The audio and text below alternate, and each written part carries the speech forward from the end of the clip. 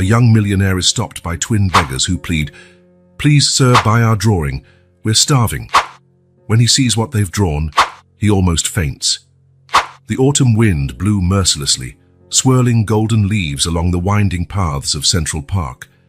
Jack Thompson adjusted the collar of his cashmere coat, his footsteps echoing in the cold concrete.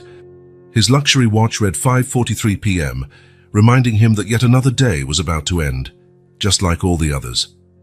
A child's scream cut through the air, making Jack stop abruptly. His eyes scanned the nearly empty park until they landed on two small figures by a worn-out bench. Intrigued, he approached. Two identical girls, no more than 4 years old, stood there. Their dresses, once colorful, were now faded and dirty, painfully contrasting with the autumn scenery. One of them clutched a crumpled piece of paper to her chest, as if it were a precious treasure. "Please, sir," one of the twins said, in a thin, trembling voice, breaking the silence. "Buy our drawing," the other one chimed in, her large, pleading eyes fixed on Jack. "We're starving." Jack froze. His reflection in the girl's eyes caught him off guard. A tall man, well-dressed, obviously wealthy, as distant from these children's reality as one could be. Instinctively, his hand went to his pocket, fingers brushing the $100 bills he normally barely noticed carrying. "Are you alone out here?" The words left his mouth before he could stop them. The twins exchanged a quick glance, a silent communication Jack couldn't decipher. The one holding the drawing stepped forward, extending the paper with trembling hands. "It's $1, she murmured, eyes lowered. "But if you want to give more, do we—" Her voice failed, and Jack felt something twist inside him. He knelt down to their level, ignoring the dirt that would stain his tailored pants. "What are your names?" he asked gently, trying to keep his voice steady. "I'm Emily," said the one holding the drawing. "And she's Olivia." Olivia, who seemed more shy, partially hid behind her sister, her gaze never leaving Jack's face. Jack reached out for the drawing, his fingers lightly brushing Emily's. She hesitated for a moment before letting go, as though relinquishing a piece of herself. As he unfolded the crumpled paper, Jack felt his breath catch. The drawing, made with childish but surprisingly vivid strokes, depicted a scene that made his heart race. A car, a tree, figures lying on the ground. His hands began to shake, and he looked back at the girls. Emily and Olivia watched him closely, a mixture of hope and fear in their identical eyes. A flash of memory coursed through Jack's mind, tires screeching on asphalt, the deafening sound of metal twisting, screams, and then silence. He shook his head, trying to banish the memories. He focused again on the twins in front of him, so fragile, so familiar. "Where are your parents?" he asked, his voice rougher than he intended. The girls exchanged glances again, and this time Jack caught a flicker of pain in their eyes. "They went away," Olivia whispered, speaking for the first time. "A long time ago." Jack felt as though the air had been sucked out of his lungs. He looked around the park, now almost completely empty, the shadows stretching with the impending dusk. The thought of leaving these children there alone made his stomach turn. "Are you hungry?" he asked, already knowing the answer. Emily and Olivia nodded vigorously, their eyes lighting up with cautious hope. Jack stood, his mind a whirlwind of conflicting thoughts and emotions. He held out his hands to the girls, surprised by how quickly they grasped them, as if afraid he might vanish. "Come on," he said, his voice betraying an emotion he couldn't name. "I know a place where we can eat." As he led the twins out of the park, Jack couldn't help but feel that something profound and irreversible had changed in his life. The crumpled drawing burned in his pocket, a tangible reminder of a past he thought he'd left behind. The sound of children's laughter echoed behind him, and Jack glanced back.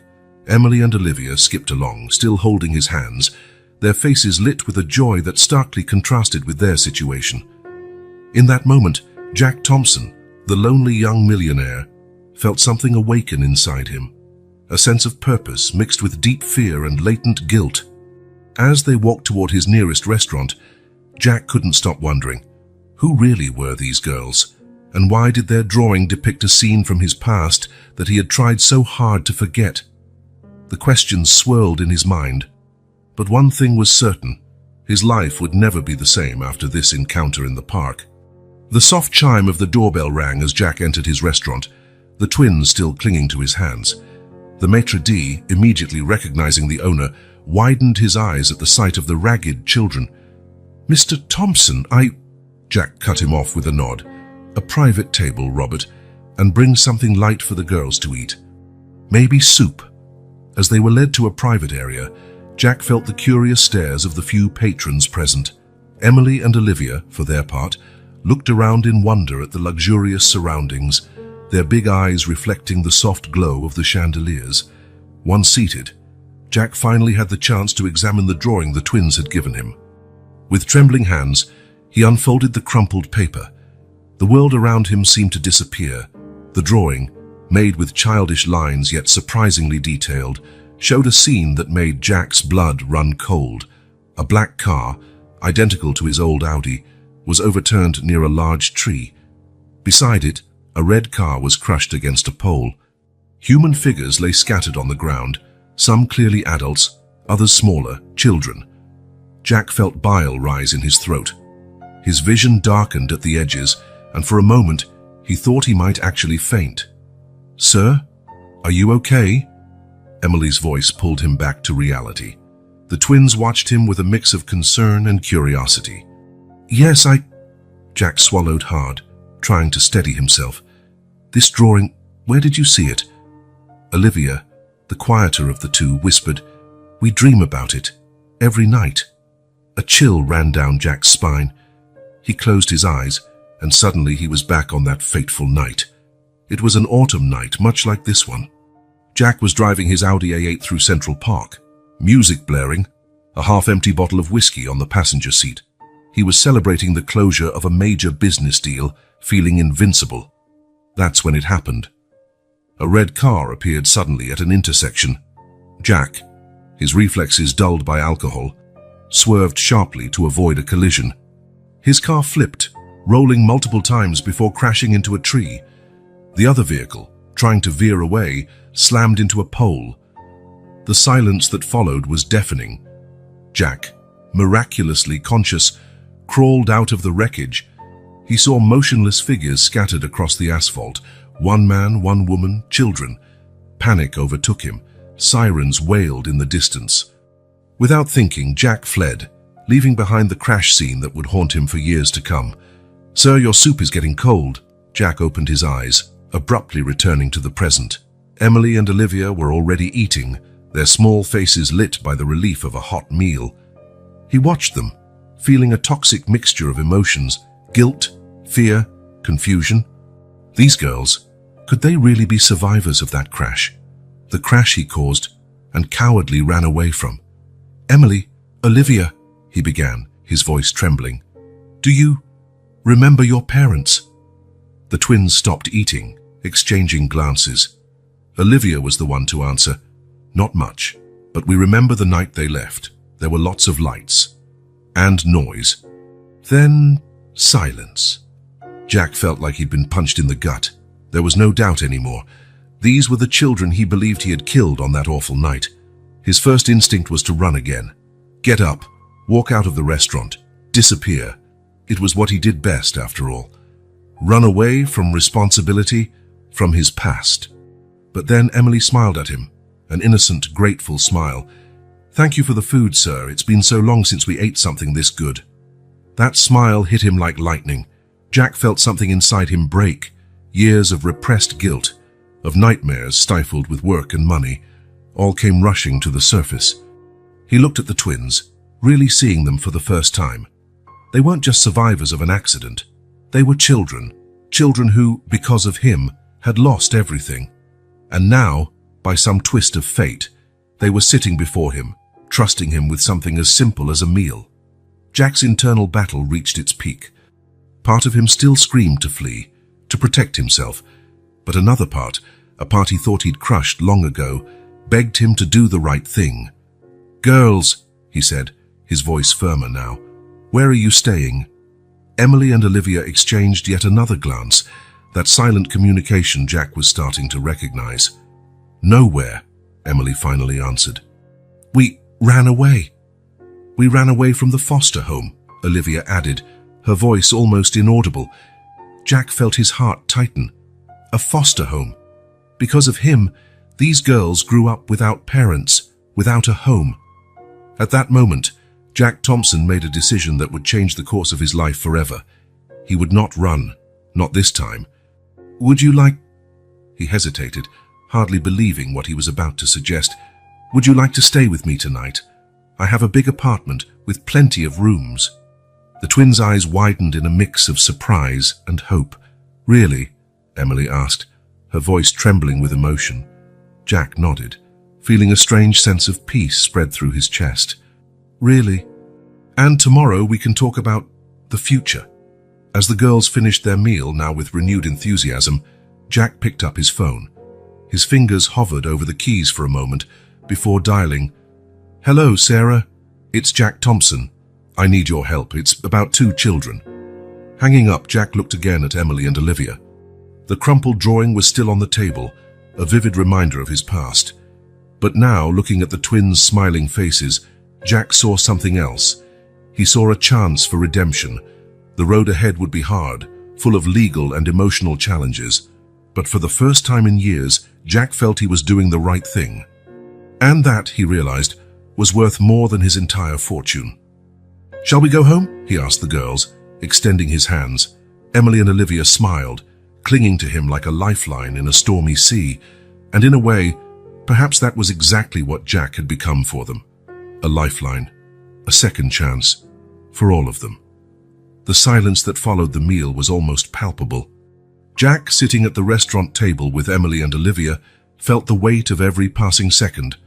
The twins, now with full bellies, seemed more relaxed, but their eyes still carried a shadow of worry.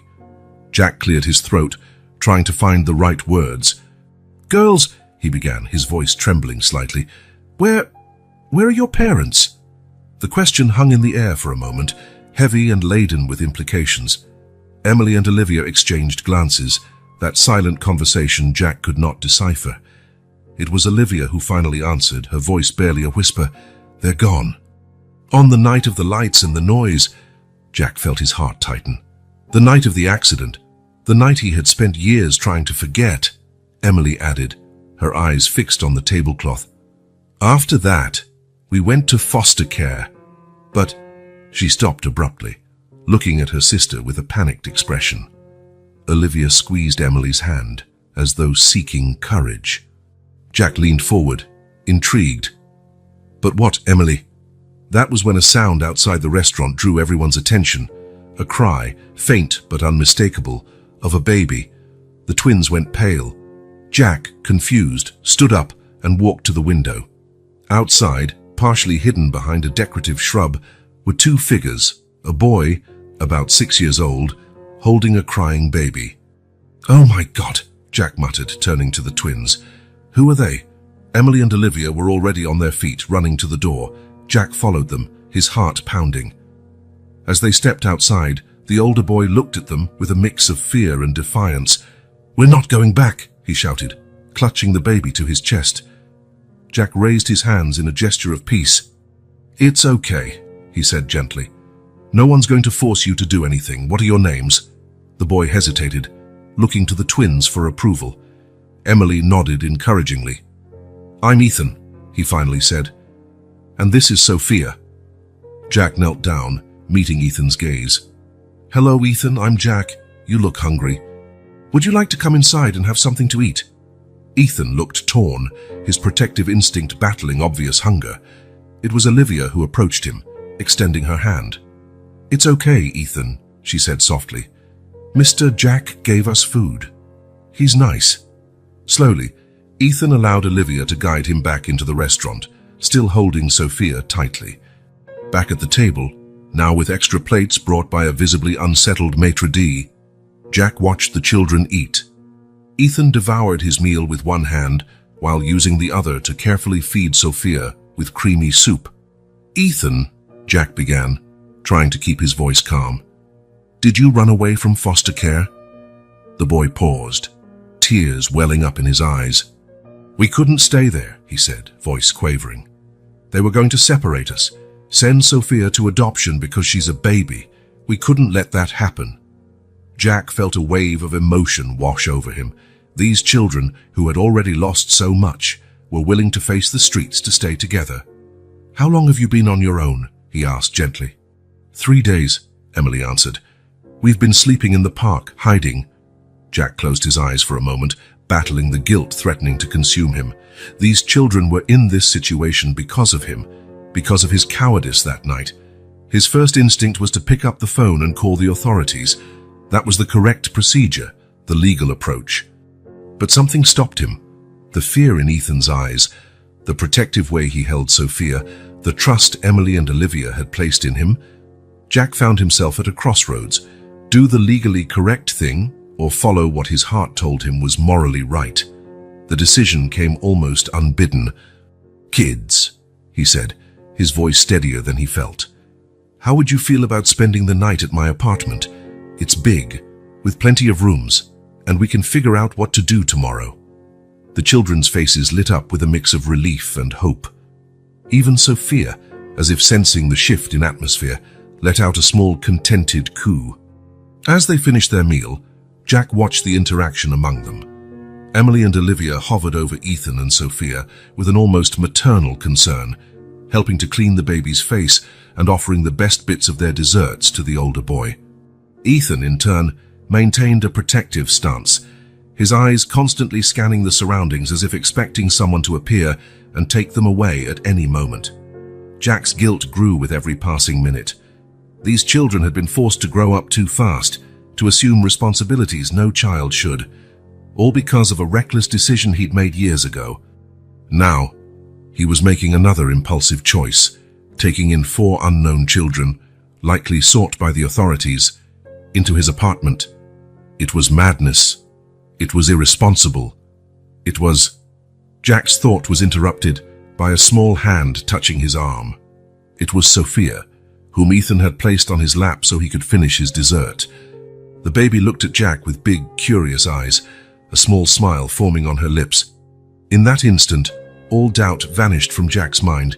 He knew he was doing the right thing, perhaps not the legal thing, but the right thing. "Shall we go home, kids?" he asked softly but decisively.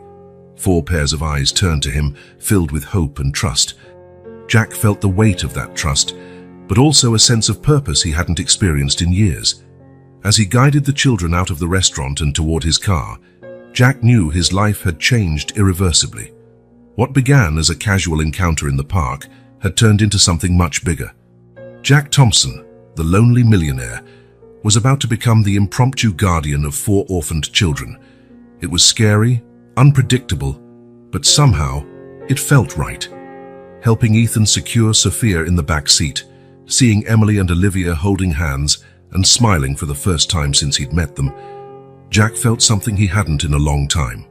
Hope. The path ahead would be difficult, filled with challenges and obstacles. But looking at these 4 children, Jack knew he would do whatever was in his power to protect them and give them the home they deserved. As he drove through the city streets toward his apartment, Jack couldn't help but think that maybe, just maybe, this impulsive choice was the first step toward his own redemption. The soft clinking of silverware against porcelain filled the air of the nearly empty restaurant. Jack watched the children eat, his eyes moving from Emily to Olivia, to Ethan, and finally to little Sophia, who now slept peacefully in Olivia's arms. "So," Jack began, trying to keep his voice casual, "can you tell me more about how you ended up in foster care?" The children exchanged apprehensive looks. It was Ethan who finally spoke, his voice low and guarded. "It was after the accident. We woke up in the hospital.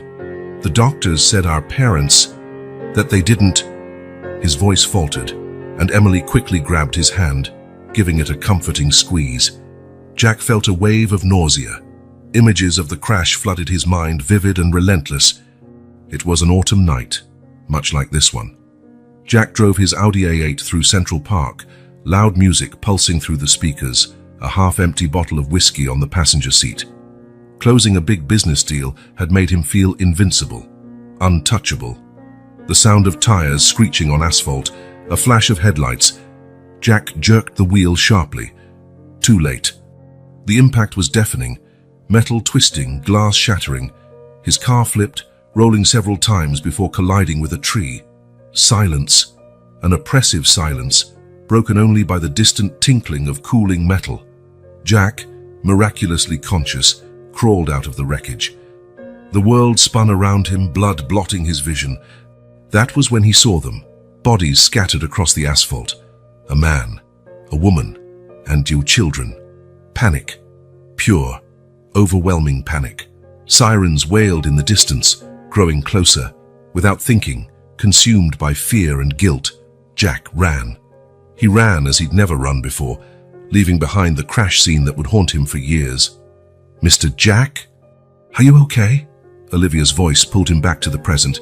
Jack blinked, realizing he had tears in his eyes. Yes, he muttered, clearing his throat. "Just thinking. Please, go on." Emily spoke, her voice soft and distant. "Sometimes we have dreams. Dreams about that night. We see bright lights. We hear a loud noise. And then silence." Jack felt his heart tighten. "What kind of dreams?" "Cars," Olivia whispered. "A black car and a red one, and a big tree." Jack's blood ran cold. How could these children have such vivid memories of a night they should have forgotten? "In the dream," Emily continued, "there's a man. He gets out of the black car and looks at us. He looks scared." Jack swallowed hard, feeling the weight of guilt threatened to crush him. They had seen him. They had seen his cowardice, his moment of weakness. Part of him wanted to confess everything right there, to drop to his knees and beg for forgiveness. But fear, the same fear that made him run that night, kept him silent. "This man," Jack managed to say, his voice trembling, "would you recognize him if you saw him again?" The twins exchanged confused looks. "We're not sure," Olivia replied. "In the dream, his face is blurred." Jack released a sigh he hadn't realized he was holding. Relief and shame mingled in his chest. Ethan, who had been quiet, suddenly spoke. "Why do you want to know all this? Are you going to turn us into the authorities?" The fear in his voice was palpable, and Jack realized he needed to decide here and now. "No," he said, surprising even himself with the firmness in his voice. "I'm not turning you in.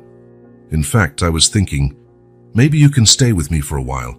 I have a big apartment and with extra rooms." The children's faces lit up with relief and hope. "Really?" Emily asked, barely containing the excitement in her voice. Jack nodded, feeling a strange sense of peace fill his chest. "Really? We can go there now if you'd like. Get you bathed, find some clean clothes." "And Sophia?" Ethan asked, glancing at the sleeping baby. "She needs diapers and milk." "We'll take care of that too," Jack promised, already making a mental list of what to buy. "We'll make a quick stop at a store before going home." Home. The word slipped out naturally, and Jack realized that, for the first time in years, his luxurious, empty apartment would finally become a home. As he guided the children out of the restaurant toward his car, Jack knew he was venturing into uncharted territory. Taking in 4 orphaned children, possibly wanted by the authorities, was madness, irresponsible. It was. His thought was interrupted when Sophia, still in Olivia's arms, opened her eyes and smiled at him. A pure, innocent smile, full of trust. In that moment, Jack realized there was no turning back. These children, whom he had indirectly orphaned, now depended on him. This was his chance for redemption, to do what he should have done years ago. As he helped the children settle into the car, Jack made a silent promise. He would protect these children with his life. He would give them the home, the love, and the safety they deserved. And maybe, just maybe, in the process, he could finally forgive himself. With one last look at the restaurant, Jack got into the car and started the engine. The future was uncertain, full of challenges and potential dangers.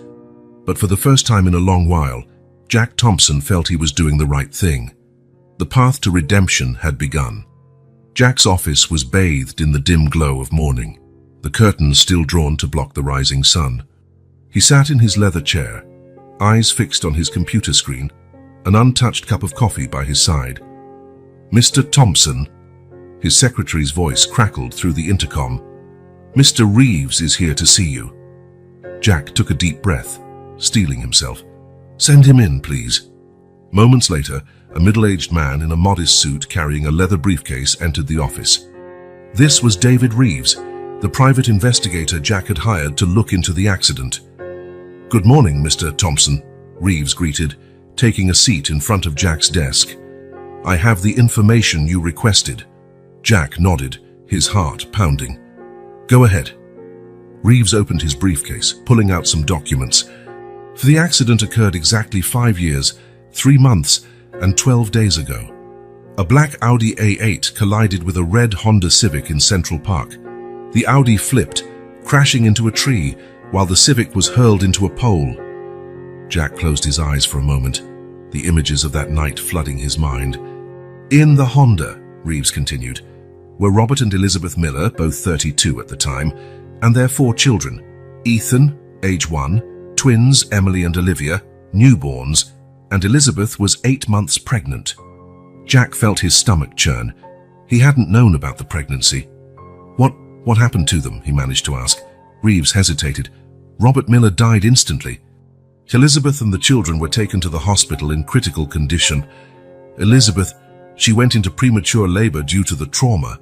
Baby Sophia was delivered by emergency C-section. Jack covered his face with his hands, feeling hot tears rolling down his cheeks. Elizabeth survived for 3 days, Reeves went on, his voice gentler now. She never regained consciousness. The children, miraculously, survived with less severe injuries. And the driver of the Audi, Jack asked, his voice trembling, disappeared from the scene, was never found or identified. Jack nodded slowly, the weight of his guilt nearly unbearable. Thank you, Mr. Reeves, he said at last. You've done a great job. After the investigator left, Jack remained motionless in his chair for long minutes, absorbing everything he'd heard. Finally, he picked up his phone. Alice, please get in touch with Sarah Anderson. Tell her I need to see her immediately. 2 hours later, Sarah Anderson walked into Jack's office. She was in her 40s, with sharp eyes and a commanding yet empathetic demeanor. Mr. Thompson, she greeted him. Your secretary said it was urgent. Jack gestured for her to sit. Sarah, I need your help. It's about the children. Sarah leaned forward, interested. Over the past few days, since Jack had hired her to help with the kids, she had noticed something odd about his dynamic with them. What about them? Jack hesitated, choosing his words carefully. I found out more about their past, about the accident that killed their parents. Sarah frowned. Accident? You never mentioned an accident before. I know, Jack sighed. It's complicated, but I need your help to ensure the kids can stay with me legally. Sarah studied him for a long moment. Jack, there's something you're not telling me. What is your real connection to these children? Jack felt the weight of her gaze. He knew he had to reveal something, but he couldn't tell her everything. Not yet. I was there, he finally said. The night of the accident, I saw it happen, but I couldn't do anything to help. I ran away, Sarah. I ran because I was scared and confused, and I've carried that guilt for the last 5 years. Sarah leaned back in her chair, processing. And now you want to redeem yourself by taking care of them? Jack nodded, unable to find the words. Jack, Sarah said softly, what you're doing is noble, but it's also extremely complicated, legally, morally. There are a lot of questions to consider. I know, Jack replied, but I can't abandon them again. I can't, Sarah. Sarah watched him for a long moment, her gaze searching his as though looking for something. Finally, she sighed. Okay, I'll help. But Jack, you have to be completely honest with me. Any surprise could jeopardize everything. Jack swallowed, feeling the weight of his secret. I understand. Thank you, Sarah. After Sarah left, Jack found himself confronted with a new reality. He was treading a thin line between redemption and disaster. One misstep, and everything could fall apart.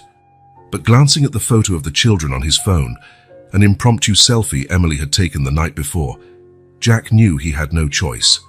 He would do whatever it took to protect them and give them the home they deserved, even if it meant facing his past and the consequences of his actions.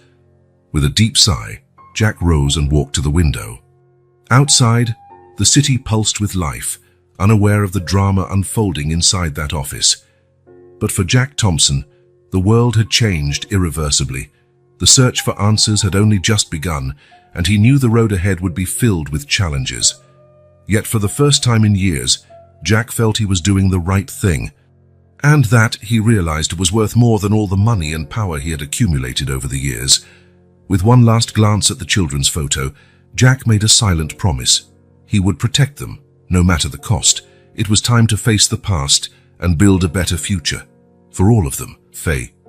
The sound of children's laughter echoed through Jack's apartment, something that would have been unthinkable just a few weeks ago. Standing in the living room entrance, Jack watched Emily and Olivia excitedly playing with a dollhouse he'd bought the day before. "Mr. Jack," Emily called out, noticing his presence. "Come see the house we made for the dolls." Jack smiled, walking over and kneeling next to the twins. "Wow, you did an amazing job. Is this the kitchen?" Olivia nodded enthusiastically. "Yes, and look, we have a fridge just like yours." Jack felt a wave of affection flood him. It was surprising how quickly these children had become so important to him. Every smile, every small achievement lit up the emptiness he'd carried for years. A soft cry from the bedroom interrupted his thoughts. "Sounds like Sophia's awake," he said, standing up. "I'll go check on her." In the bedroom, he found Sophia fussing in her crib. Carefully, he lifted her into his arms, once again amazed by how natural the gesture felt. "Hey there, little one," he murmured, rocking her gently. "It's okay. I'm here." As he changed Sophia's diaper with a skill that would shock his business associates, Jack reflected on how quickly his life had changed. Once a cold, calculating businessman, he now found himself learning to soothe a baby and decipher her different cries. With Sophia clean and fed, Jack returned to the living room, where he found Ethan sitting at the table, surrounded by books and papers. "Hey, champ," Jack called, stepping closer. "Homework?" Ethan nodded, a frustrated crease on his forehead. "Math. It's hard." Jack gently placed Sophia in a playpen and sat beside Ethan. "May I take a look?" Over the next 30 minutes, Jack patiently guided Ethan through the math problems, explaining concepts and offering encouragement. When Ethan finally solved a particularly challenging problem on his own, his face lit up with pride. "I did it, Mr. Jack." "I did it!" Jack smiled, feeling a surge of pride rivaling any successful business deal he'd ever closed. "I knew you could, Ethan. You're really smart." In that moment, the doorbell rang. It was Sarah Anderson, arriving for her weekly checkup visit. "Good afternoon, Jack," she greeted, entering the apartment. Her eyes swept over the scene, the twins peacefully playing, Ethan doing homework, Sophia babbling happily in her playpen, and Jack at the center of it all, looking perfectly at ease. "Sarah," Jack welcomed her with a smile. "The kids just had a snack. Care for some coffee?" While Jack prepared coffee in the kitchen, Sarah observed him interacting with the children. It was a remarkable transformation. The cold, distant man she'd met weeks ago had become a caring, attentive father figure. "Jack," she said quietly when he handed her the coffee, "I have to say I'm impressed. You've really adapted to all this." Jack looked at the children, a soft smile on his face. "They're amazing, Sarah. I never knew I could feel like this." Sarah nodded, but there was a shadow of worry in her eyes. "Jack, we need to talk about the adoption process. Things are getting complicated." Jack's smile faltered. "What do you mean?" "The foster care center the kids ran away from is asking questions. They want to know how you found them, why you didn't return them immediately. They're suggesting a deeper investigation." Jack felt a chill run down his spine. "What can we do?" Sarah sighed. "For now, I'm keeping things under control. But Jack, if there's something you're not telling me, anything about your connection to these kids, I need to know now." Jack glanced at the children, his heart twisting. The fear of losing them was almost paralyzing, but the fear that the truth would come out and destroy everything they'd built was equally terrifying. "There's nothing else, Sarah," he lied, hating himself for it. I swear. Sarah studied him for a long moment before slowly nodding. Okay, we'll keep working on the process. But Jack, be prepared. The road ahead won't be easy. After Sarah left, Jack decided to take the children to the park. While Emily and Olivia ran to the swings and Sophia dozed peacefully in the stroller, Jack and Ethan hung back with a soccer ball between them. Want to kick the ball around, Ethan? Jack asked, smiling at the boy. Ethan's eyes lit up. Yes, please. They played, passing the ball back and forth, and Jack couldn't help but notice that they were in the same spot where he'd first met the twins. The irony was not lost on him. Mr. Jack, Ethan said suddenly, holding the ball, are you really going to adopt us? The question caught Jack off guard. He knelt, meeting Ethan's gaze. That's what I want most, Ethan. You've all become very important to me. Ethan stared at him with serious eyes. We really like you too. We're just scared something will go wrong. It always does. Jack felt his heart break. He pulled Ethan into a tight hug, fighting back tears. I promise, Ethan, I'll do everything I can to keep you safe and together. Everything. That night, after putting the children to bed, Jack stood in the hallway looking at the silent bedrooms. The love he felt for these 4 children was overwhelming, something he'd never imagined feeling. But with that love came an equally powerful fear. Fear that his past, his guilt might destroy it all. Fear that, in trying to protect them, he might end up hurting them more. Jack leaned against the wall, closing his eyes. He knew he was walking a thin line. Each passing day, each deepening bond, made the truth harder to reveal. But looking at the sleeping faces of Emily, Olivia, Ethan, and Sophia, Jack knew he couldn't turn back. These kids were now his family, his redemption, his chance to do something truly good in the world. Renewed determination filled him. He would do whatever it took to protect these kids and give them the home and love they deserved, even if it meant burying his past even deeper. The road ahead would be tough, full of obstacles and dangers. But for the first time in his life, Jack Thompson was ready to fight for something greater than himself. He would fight for his family. The autumn sun bathed Central Park in a golden light, creating an almost idyllic scene. Jack was pushing Sophia's stroller, while Emily and Olivia played gleefully on the playground. Ethan, meanwhile, sat on a nearby bench, absorbed in a book Jack had recently given him. In that moment of apparent tranquility, Jack saw a familiar figure walking toward him. His heart pounded as he recognized Lisa Chen, his former executive assistant. "Jack Thompson," Lisa called, a cold smile on her face. "What a surprise to find you here."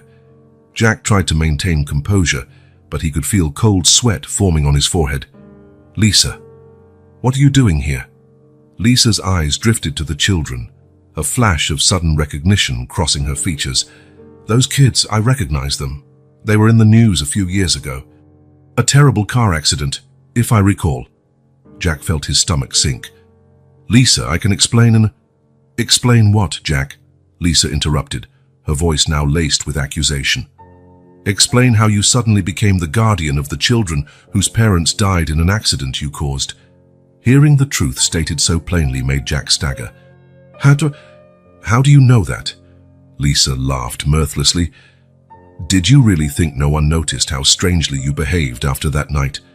The nightmares, the guilt in your eyes. It wasn't hard to put the pieces together."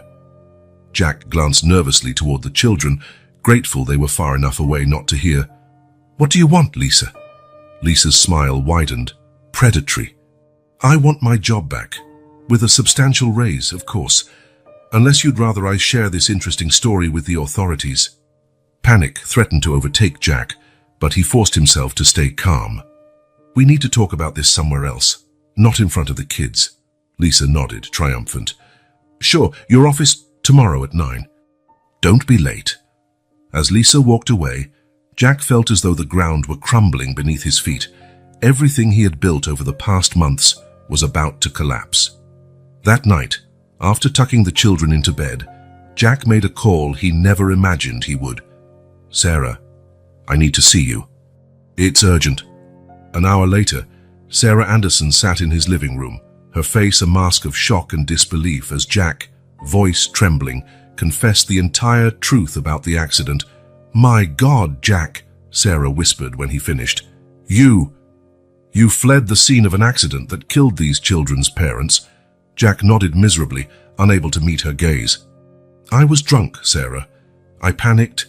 I know there's no excuse, but—" "There is no excuse," Sarah cut him off, her voice hard. "Jack, do you realize the gravity of what you did? Not just that night, but hiding this from me, from the authorities." "I know," Jack replied, his voice breaking.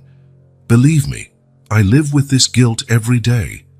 But these kids, Sarah, they've become my life. I can't lose them." Sarah got up, pacing the room, clearly wrestling with an internal conflict.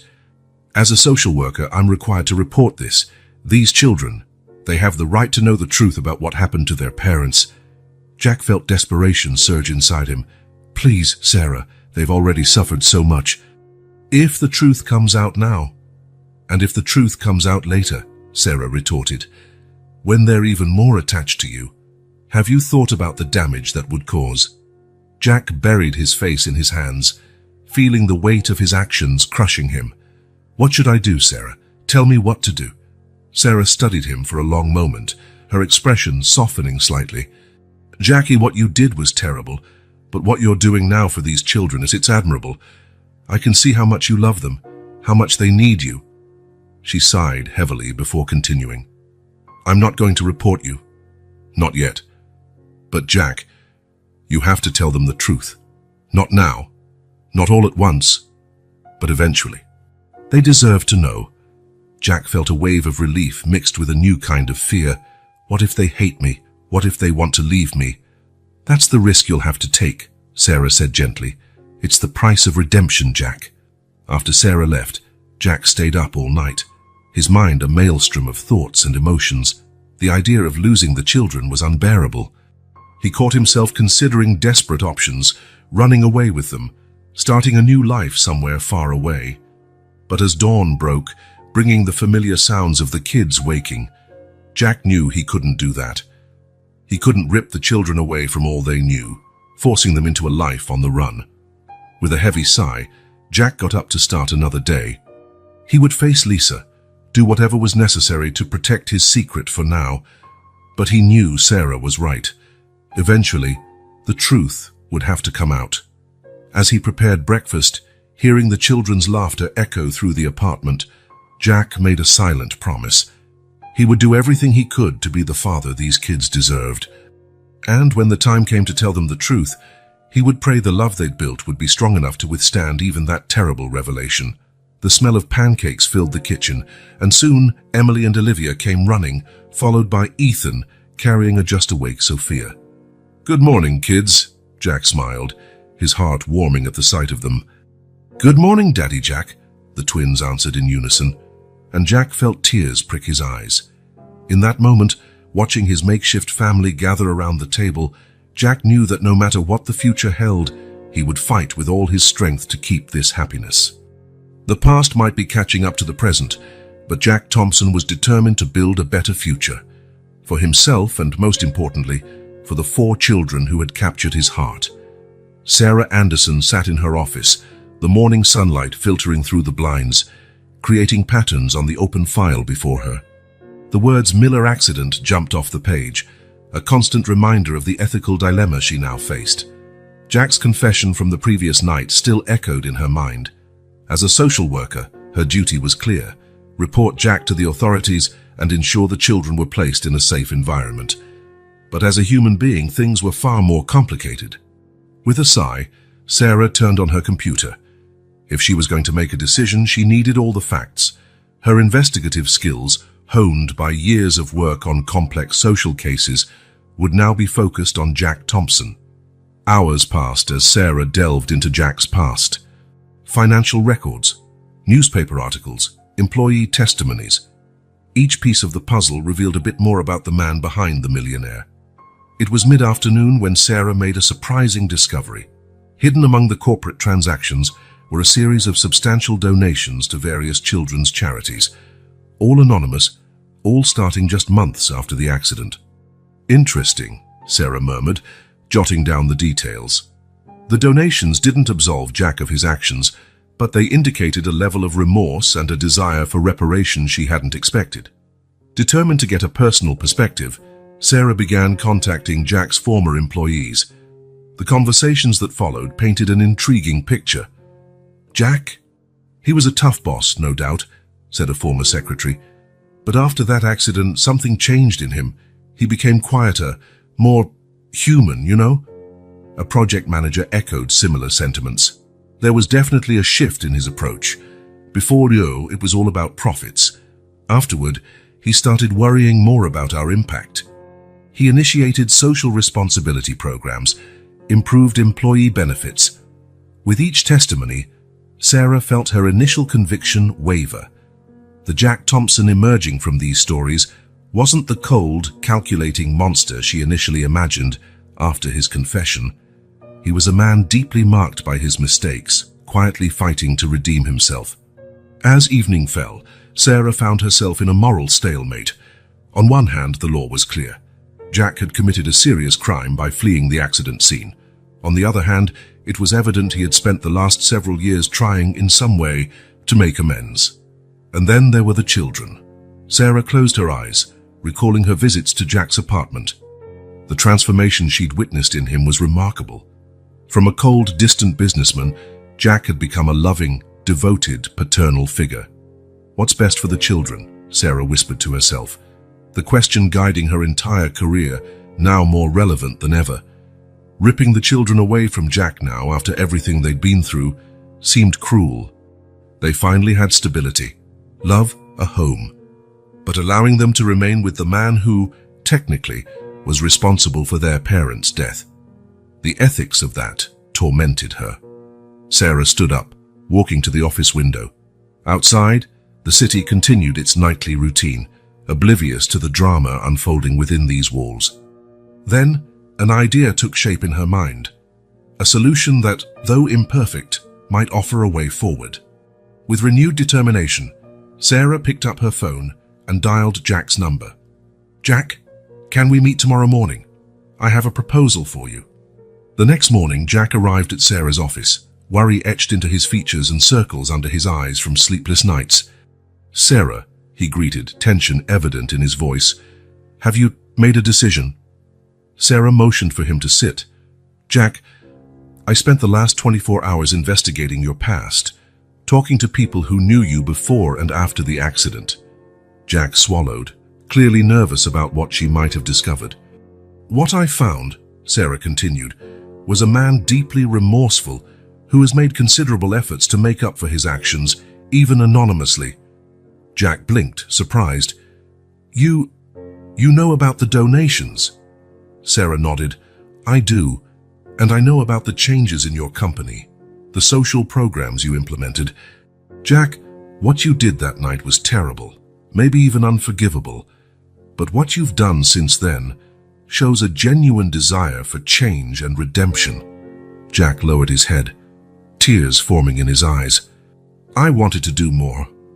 I wanted to go back in time but we can't go back in time, Sarah interrupted gently. We can only move forward. And that's why I'm here to offer you a chance, Jack.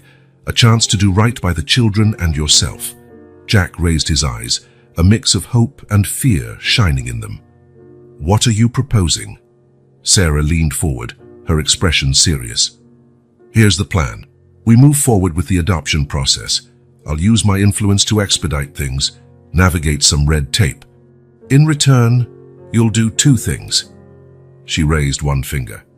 First, you will turn yourself in to the authorities. Not now, not immediately. But when the kids are older and able to understand the situation better, you will confess your crime and face legal consequences. Jack nodded slowly, fear evident in his eyes, but also a growing resolve. Sarah raised a second finger. Second, you will tell the children the truth. Not all at once, not now, but gradually as they grow. They deserve to know what happened to their parents and about you. Jack closed his eyes, absorbing the weight of these conditions. When he opened them again, a fierce determination burned in his gaze. I'll do it. For them, I'll do anything. Sarah offered a slight smile, feeling she had made the right decision. It won't be easy, Jack. The road ahead is full of challenges, but if you truly love these children, if you're truly committed to being the father they deserve, then I believe this is the best chance for all of you." Jack reached out, shaking Sarah's hand in gratitude. "Thank you, Sarah.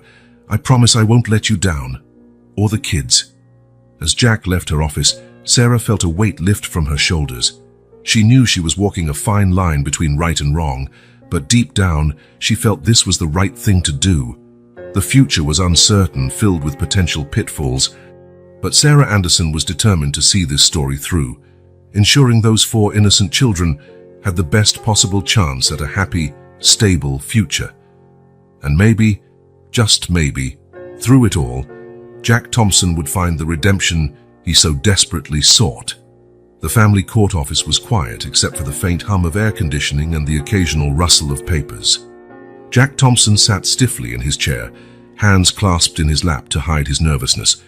Beside him, Sarah Anderson projected professional calm, though the tension in her eyes betrayed her own apprehension. "Mr. Thompson," the judge began, adjusting his glasses, "I must say this is quite an unusual case. 4 siblings, all found by chance and taken in by a single businessman with no prior parenting experience." Jack swallowed hard, feeling the weight of the judge's scrutiny. "I understand it seems strange, Your Honor, but—" "However," the judge continued, a slight smile appearing, "after carefully reviewing Ms. Anderson's reports and considering the children's well-being, I'm inclined to grant temporary custody." Relief flooded Jack, almost tangible. He let out a breath he hadn't realized he was holding. "Thank you, Your Honor," Sarah interjected gently. "I assure you, Mr. Thompson is fully committed to the children's welfare." Leaving the courthouse, Jack turned to Sarah, his eyes shining with emotion. "I don't know how to thank you, Sarah. Without you—" Sarah raised a hand to stop him. "Remember, Jack, this is only the beginning. We still have a long road ahead." Jack nodded, his expression growing serious. "I know. And I'm ready to face every challenge." In the weeks that followed, Jack's life became a whirlwind of activity. Between business meetings and conference calls, he now navigated a brand new world of parental responsibilities. Emily and Olivia's first day of school was an emotional roller coaster. Holding hands, they looked nervously at the large school building. "What if the other kids don't like us?" Olivia whispered, her voice trembling slightly. Jack knelt, meeting the girl's eyes. "Hey, look at me. You're both amazing, smart and kind. The other kids will love you. And remember, no matter what happens, I'll be here to pick you up at the end of the day." Emily smiled shyly. "Promise, Daddy Jack?" Jack's heart skipped a beat hearing Emily call him Daddy. It was the first time one of the twins had used that word. He swallowed the lump in his throat. "I promise, sweetie. Now go show the world how wonderful you are." Watching the twins enter the school, hand in hand and heads held high, Jack felt a mixture of pride and fear. They were growing up so fast, facing the world with a courage he could only admire. Doctor's appointments were another hurdle. Ethan, in particular, had a deep fear of doctors, a remnant of his traumatic experiences following the accident. "I don't want to go," Ethan murmured. Hiding behind Jack as they waited in the lobby, Jack crouched down, meeting the boy's gaze. "Ethan, remember when we played soccer and you were scared to kick the ball, but you tried and it turned out to be fun?" Ethan nodded slowly. "Well, sometimes we have to face our fears to discover they're not as scary as we think, and I'll be here with you the whole time. How about we be brave together?" A small smile formed on Ethan's face. "Okay, Daddy Jack. We'll be brave together." Again, that word Daddy caught Jack by surprise, filling his heart with an emotion he could barely contain. It was during a stroll in the park a few weeks later that the moment Jack both feared and anticipated finally arrived. Emily and Olivia were running ahead, laughing and playing, when Emily tripped and fell. "Dad!" she instinctively shouted. "Dad, I hurt my knee!" Jack rushed over, his heart pounding not from the running but from hearing Emily call him Dad so naturally. He scooped her into his arms, examining the small scrape on her knee. "It's okay, sweetheart," he murmured, planting a gentle kiss on the wound. "It'll be better soon." Emily hugged him tight, burying her face in his neck. "I love you, Dad," she whispered. Tears stung Jack's eyes. "I love you too, my little one," he replied, his voice thick with emotion. In that moment, glancing at Olivia, who watched the scene with large and worried eyes, at Ethan, who held Sophia's hand while she took hesitant steps on the grass, Jack felt the full weight of his responsibility and his love for these children. But the happiness of that moment was brutally interrupted a few days later. Lisa reappeared, her expression a mix of triumph and disdain. "Jack, Jack, Jack," she sang, walking into his office without knocking. "I see you're doing very well playing the devoted father role." Jack felt his blood run cold. "What do you want, Lisa?" She smiled, a cold, calculating smile. "Oh, I thought we'd covered that. I want my job back, with a substantial raise, of course. Maybe a seat on the board." Jack glared at her, feeling anger rising. "This is blackmail, Lisa. Call it what you like," she shrugged. "But think about the consequences if I decide to share certain information with the authorities, or worse, with the children." The mere mention of the children made Jack stand abruptly, his hands trembling with rage and fear. "Leave them out of this, Lisa. They're innocent." "Then I suggest you meet my demands," Lisa replied coldly. "You have 48 hours to decide, Jack. Choose wisely."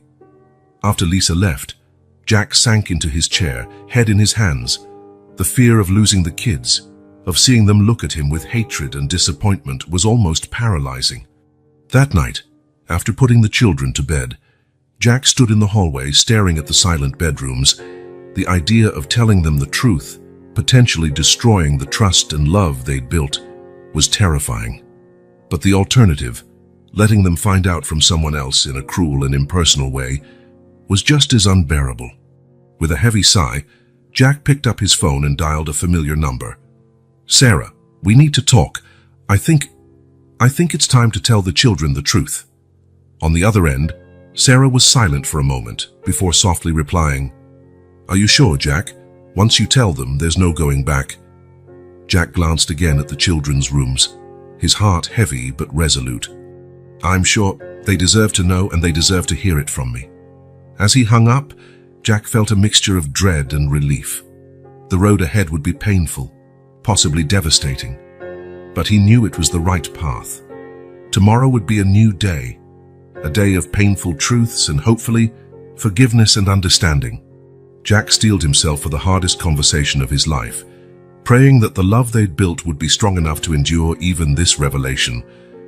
With one last glance at the silent bedrooms, Jack whispered a promise to the sleeping children. "No matter what happens, I will always love you. His love, always." And with that, he retreated to his own room for a restless night's sleep, haunted by dreams of what dawn would bring. Central Park was vibrant on that sunny Saturday afternoon. Colorful balloons danced in the gentle breeze, and children's laughter filled the air. Jack watched with a bittersweet smile as Emily and Olivia, wearing matching birthday dresses, ran around with their new classmates. 6 years. 6 years since that fateful night. And here they were, celebrating their 10th birthday in the same park where everything had changed. The irony was not lost on Jack, who felt the weight of the truth pressing on his chest with every breath. Sarah approached, carrying little Sophia. "You okay, Jack? You seem tense." Jack forced a smile. "I'm fine, just thinking." Sarah nodded knowingly. "You still plan to tell them today?" "Yes," Jack replied, his voice barely a whisper. "After the party." They deserve this moment of happiness. The sound of hurried footsteps cut their conversation short. It was Ethan, running toward them, eyes wide with shock and confusion. "Dad, Jack," he panted, holding a crumpled piece of paper. I found this near the trash can. It's about us." Jack felt his heart plummet as he saw what Ethan held, an old yellowed newspaper clipping, still clearly readable. The headline blared, "Tragic Central Park, crash leaves couple dead and 4 children orphaned." "Ethan," Jack began, his voice shaking. But Ethan was already running back to Emily and Olivia, shouting their names. Jack and Sarah exchanged panicked looks before following him. By the time they reached the children, Ethan was already showing the article to the twins, his voice choked with emotion. "Look, it's about our parents. About the accident." Emily and Olivia looked at the paper, then at Jack, tears filling their eyes. "Dad, Jack?" Emily asked, her voice small and frightened. "What is this?" Jack felt the world collapsing around him. This wasn't how he'd planned to tell them, but there was no going back now. "Kids," he said softly, "I think we need to talk. Let's go for a walk." Slowly, the group moved away from the party, leaving Sarah to handle the other guests. Jack led the children to a nearby bench, the same one where he'd first met the twins. "There's something I have to tell you," Jack began, his voice trembling. "Something about the night the night of the accident." The children watched him in silence, their eyes large and filled with apprehension. Jack took a deep breath and began to tell the real story of that fateful night. As the words poured out, tears began streaming down Jack's face. He told them about his drunkenness, about the moment of impact, about his panic and cowardly flight. He spoke of the years of guilt and remorse, of the anonymous donations and his desperate search for redemption. "When I found you in this park," he sobbed, "it was like fate was giving me a second chance, a chance to do the right thing, to care for you the way I should have from the start." Jack closed his eyes, unable to face the children. I understand if you hate me now, if you want to leave, I only want you to know how much I love you, and how sorry I am for everything." The silence that followed was deafening. Jack braced himself for shouting, accusations, maybe even physical blows. What he didn't expect was what happened next. "We knew," Olivia's soft voice broke the silence. Jack opened his eyes, shocked. "What?" Emily nodded, silent tears running down her cheeks. "In our dreams, we always saw a man stepping out of a black car, looking terrified. It was you, wasn't it?" Jack gave a slight nod, unable to speak. "At first, we didn't understand," Olivia continued. "But the more time we spent with you, the clearer it got. The way you sometimes looked at us with such sadness, like you were carrying a huge weight." Ethan, who had been silent until then, burst out, "How could you?" he shouted, tears of anger in his eyes. You killed our parents. You ran away and left us alone." Jack bowed his head, accepting Ethan's fury. "You're right, Ethan. What I did was unforgivable." But before he could continue, Emily stood and wrapped her arms around Ethan. "Ethan, remember what it was like before we met Dad, Jack. Remember the foster home, how scared we were they'd separate us." Olivia joined the hug. "Dad, Jack made a terrible mistake, but he also gave us a home, a family. He loves us." Ethan sobbed, his anger slowly ebbing.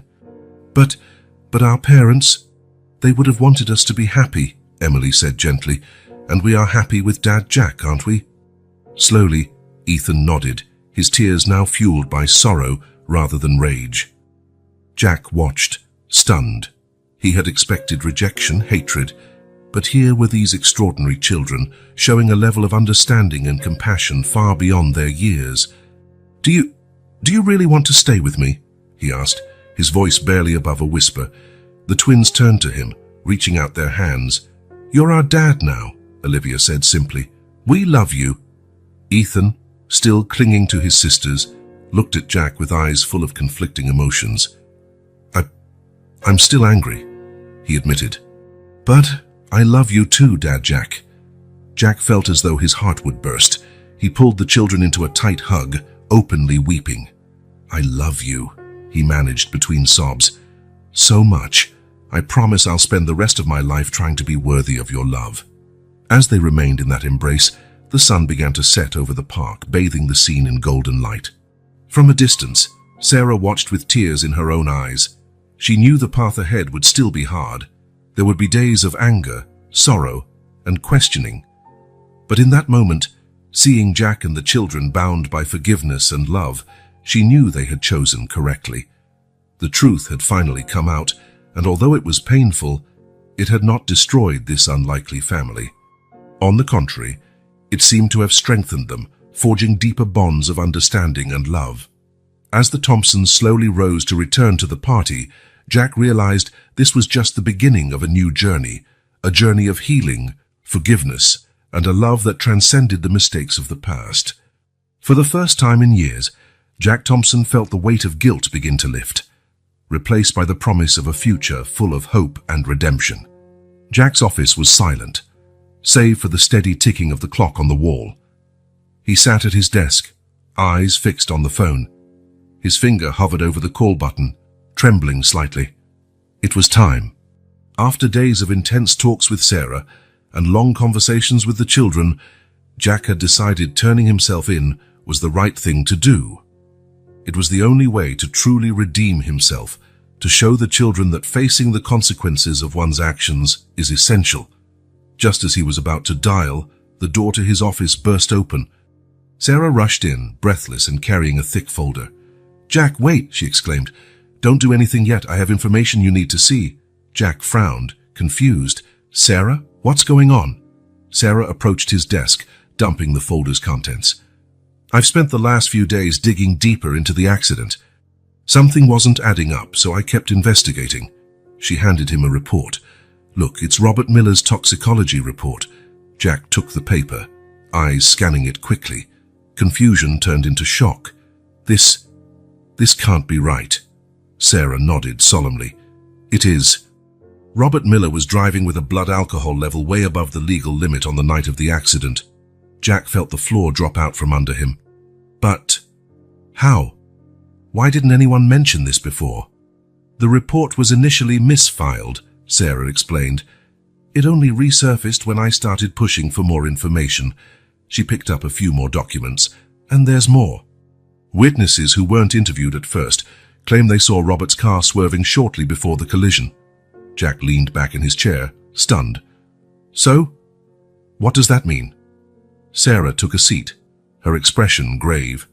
"It means, Jack, you weren't the only one at fault that night. Robert Miller was also driving under the influence. The crash happened because both parties made mistakes. But I ran," Jack whispered, his guilt still heavy in his voice. "Yes, and that was wrong," Sarah agreed. "But, Jack, you didn't cause this alone. You were as much a victim of circumstance as you were guilty." Just then, the office door opened again. Emily, Olivia, and Ethan stepped in, followed by a babysitter carrying little Sophia. "Dad, Jack," Emily asked, worry in her voice, "is everything okay? We saw Aunt Sarah run by and got worried." Jack glanced at Sarah, unsure. Sarah nodded for him to go ahead. "Kids," Jack began softly, "come here. There's something you need to know." The children drew closer, their faces a mixture of curiosity and apprehension. Jack took a deep breath and, with Sarah's help, explained the new findings about that night. As the truth came to light, shock and confusion flickered across the children's faces, eventually settling into a painful understanding. Ethan was the first to speak, his voice trembling. "So our dad was also drunk?" Jack nodded sadly. "Yes, Ethan. It looks like we both made the same terrible mistake that night." Emily and Olivia exchanged a look, a silent communication passing between them. Olivia spoke next. "It doesn't change what happened," she said gently. "Our parents are still gone." But it means it wasn't all your fault, Dad, Jack," Emily finished. Jack felt tears welling in his eyes. "I still ran away. I still left them." "But you came back for us," Ethan interrupted, surprising everyone. "You found us. You gave us a home." The twins nodded in agreement. Emily stepped forward, taking Jack's hand. "We'd already decided we wanted to stay with you, Dad, Jack. It proves we made the right choice." Olivia joined her sister. "You're our lifesaver, Dad, Jack, our real father now." Jack looked at the kids, his heart overflowing with emotion. Even Sophia, too young to fully grasp what was happening, stretched her arms out to him, smiling. "How do you really want to stay with me, even after all this?" Ethan, who'd been the most reserved, stepped forward. "Dad, Jack, you made a mistake. Our biological father did too. But you've spent the last few years trying to make things right. You love us and you take care of us. That's what matters now." Jack pulled the children into a tight embrace, tears flowing freely. "I love you," he whispered. "So much. I promise I'll spend every day of my life being the best dad I can be." Sarah watched, tears welling in her own eyes. She knew there were still legal consequences to face. Jack would eventually have to come forward, and a judge would have to sort out the particulars of the accident and his flight. But looking at this united family, Sarah felt they were on the right path. Jack Thompson wasn't a villain. He was a man who had made a terrible mistake and spent years trying to redeem himself. And now, against all odds, he'd found redemption in the love of these 4 extraordinary children. "Jack," Sarah said softly, "we still have to deal with the legal implications. But I think, for now, you should enjoy this moment with your family." Jack nodded, still holding the children close. "Thank you, Sarah, for everything." As the sun began to set, casting a golden glow through the office windows, Jack Thompson held his children tight, grateful for this unexpected second chance. The road ahead would still be challenging, but with the love and understanding of these kids, he knew they could face anything. The complete truth had finally surfaced. Though painful, it brought not only clarity, but also a chance for healing and a fresh start for the entire Thompson family. Morning light streamed through the windows of Jack's office, illuminating a scene vastly different from the tension that had pervaded the space in recent days. Jack sat at his desk, surrounded by stacks of papers and architectural plans, his expression a mix of determination and hope. Sarah entered, carrying 2 cups of coffee.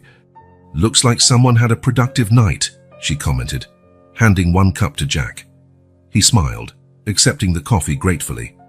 "I could hardly sleep. There's so much to do, Sarah. So many lives to change." Sarah nodded, picking up one of the papers on his desk. It was a sketch for a new foundation, the New Beginnings Foundation. "This is amazing, Jack. You're really committing to this transformation." "I have to," Jack replied, his voice resolute. "I spent years accumulating wealth, thinking only of myself. Now I have the chance to make a real difference in the lives of kids who need help, just like Emily and Olivia, Ethan and Sophia did." Sarah smiled, genuinely proud of the transformation she'd witnessed in Jack over the past months. "Speaking of the kids, we have a meeting with the adoption lawyer this afternoon. Are you ready?" Jack took a deep breath, a mixture of nerves and excitement sparking in his eyes. "More than ready. It's time to make official what we already know in our hearts. They're my family." Throughout the day, Jack and Sarah worked tirelessly on details for the new foundation and the adoption process. Between phone calls and meetings, Jack found a moment to visit Central Park, the place that had changed his life twice. Standing in the exact spot where he'd first encountered the twins, Jack watched workers beginning a renovation project. The old playground was being replaced with modern, safe equipment. Accessible paths were under construction, and a new picnic area was taking shape. "Mr. Thompson," a familiar voice said behind him. Jack turned to see Lisa Chen approaching. "Lisa," he greeted, cautious. "What are you doing here?" Lisa looked nervous, a stark contrast to her usual confident demeanor. I heard about the renovation project and about the new foundation," Jack nodded, waiting for her to continue. "Listen, Jack," Lisa sighed. "I know we didn't part on good terms. What I did, trying to blackmail you, was terrible. But seeing how you've changed, how you're using your fortune to help others, made me rethink a lot of things." Jack studied her carefully, noticing genuine sincerity in her eyes. "I wanted to ask," Lisa continued, "if there's anything I can do to help. Volunteer work, anything. I know I don't deserve your trust, but I'd like to be part of something bigger than myself." Jack remained silent for a moment, considering. Finally, a small smile appeared on his face. "You know, Lisa, I believe in second chances. I'm living proof of that. If you really want to help, I'm sure we can find a place for you at the foundation." Relief and gratitude washed over Lisa's features. "Thank you, Jack. I won't let you down." As Lisa walked away to speak with the project manager, Jack felt a sense of completeness. Another life changed, another shot at redemption. That afternoon, Jack and Sarah met at the adoption lawyer's office. The children were there too, dressed in their best clothes, equal parts excitement and nerves shining in their eyes. "Dad, Jack," Ethan whispered as they waited. "What if something goes wrong?" Jack knelt before him, looking the boy in the eye. "Ethan, no matter what happens here today, you, your sisters, and Sophia are my family.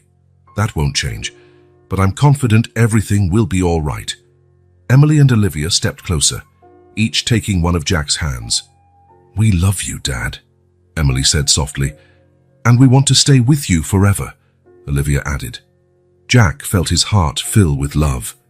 "I love you too, my little ones, more than you can imagine." The adoption process was long and at times emotionally draining.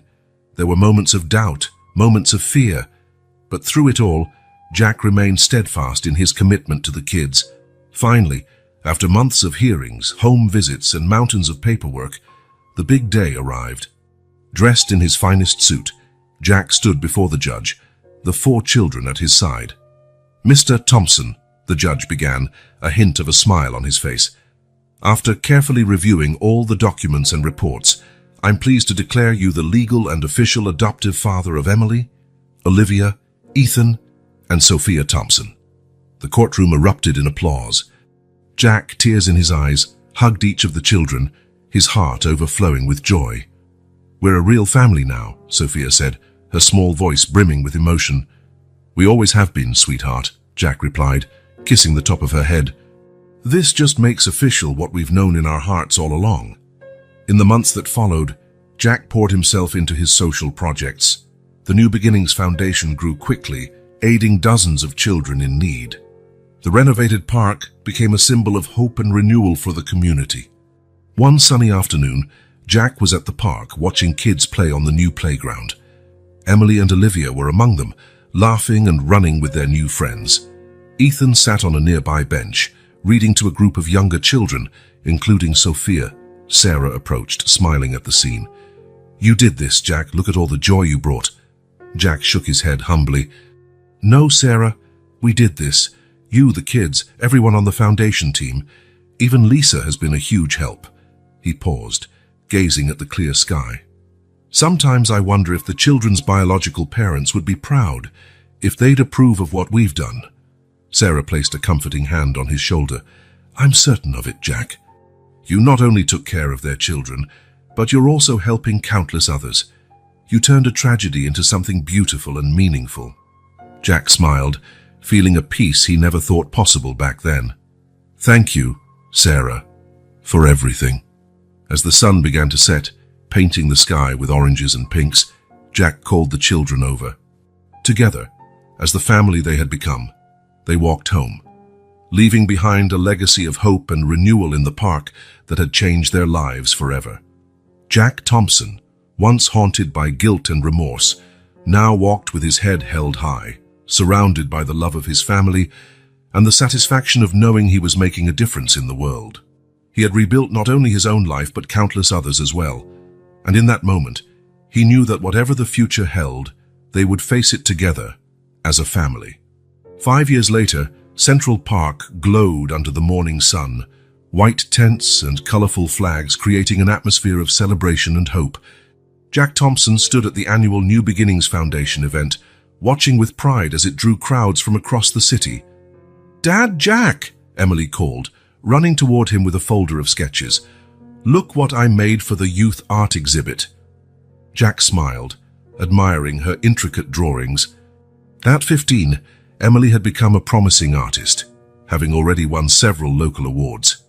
Beside her, Olivia was preparing her own set of paintings, the twins still inseparable, yet each developing her unique style. "Amazing, sweetheart," he praised, kissing her head. "Your parents would be so proud." Olivia approached, adjusting the microphone on her tablet. "Ethan's about to start his talk," she announced. At 16, Ethan had become a motivational speaker, sharing stories of perseverance and hope with students across various schools. Today, he would speak about resilience and second chances. On stage, Ethan began his speech. "Many people believe our mistakes define us," he said, voice strong and confident. "But it's our choices after those mistakes that show who we really are."